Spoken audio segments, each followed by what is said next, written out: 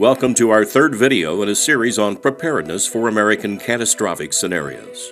In video 1, I looked at pandemics and U.S. civil unrest. In video 2, we looked at economic implosion and severe earthquakes. Part 3 will focus on food shortages and preparedness for surviving a nuclear missile attack. As we've seen during the COVID-19 pandemic, it is possible for grocery store shelves to become empty. Any interruption to the food chain can create devastation. If the food producers can't make food fast enough, if transportation becomes difficult, if distribution centers don't have enough help to load trucks, if the supply chain can't keep up, food shortages in the U.S. can indeed happen.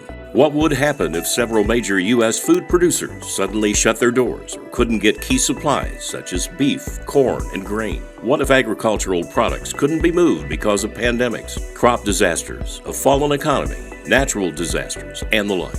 It could be very difficult to keep food shelves full. If grocery stores had this happen, how long would it take before looting, rioting, and other civil unrest occurs? What would happen if food shortages suddenly caused prices to spike much higher? We're led to believe that the government will be there to help and to bring in supplies. But would they really over a sustained period of time? As with other emergencies, it's important to have at least a 2-week supply of water, either storable or non-storable food, and other important supplies and items. Finally, I'm going to look at surviving a nuclear missile attack. Things have changed dramatically since the Cold War days in the 1950s and 1960s. I remember nuclear blast school drills where we went under our desks, got down on our knees, and then covered our heads with our hands. Many military experts are still predicting that there will likely be a nuclear war at some time in the not-too-distant future, from attacks possibly from China, Russia, and even a threat like North Korea. Most people think it's impossible to survive a nuclear missile or dirty bomb attack, but surprisingly, many people can survive as long as they're not at the epicenter. If you're near ground zero of the attack, your chances of survival are drastically reduced from burns and being vaporized.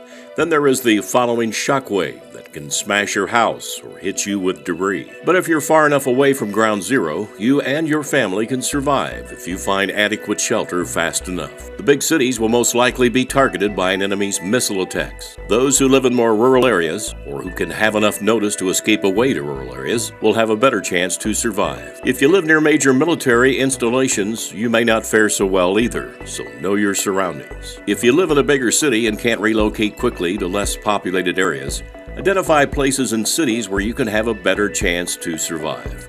Seek out large buildings, preferably underground, or that have very thick walls. If you can't build an underground fallout shelter, you can also build a safer space in your home to survive the next resulting radioactive nuclear fallout. The good news is radioactive fallout decays quickly, losing 90% of its strength after 7 hours. Stock up on dust masks, plastic sheeting, duct tape, and a good supply of potassium iodide tablets for radiation poisoning.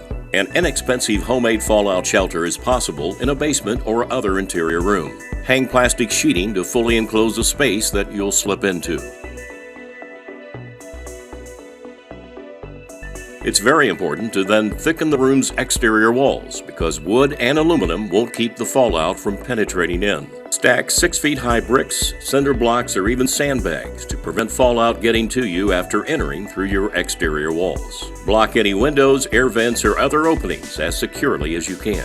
Have water and cleaning wipes to cleanse yourself and get rid of and change from your original clothes. None of these scenarios looked at in this 3-part series are pleasant to think about, but the dangers are real and ever-present. By making careful preparations, you'll give you, your family, and friends a fighting chance to survive. Don't wait to get started. Once a catastrophe starts, it's probably too late to put a survival plan in motion. This is H.A. Graves.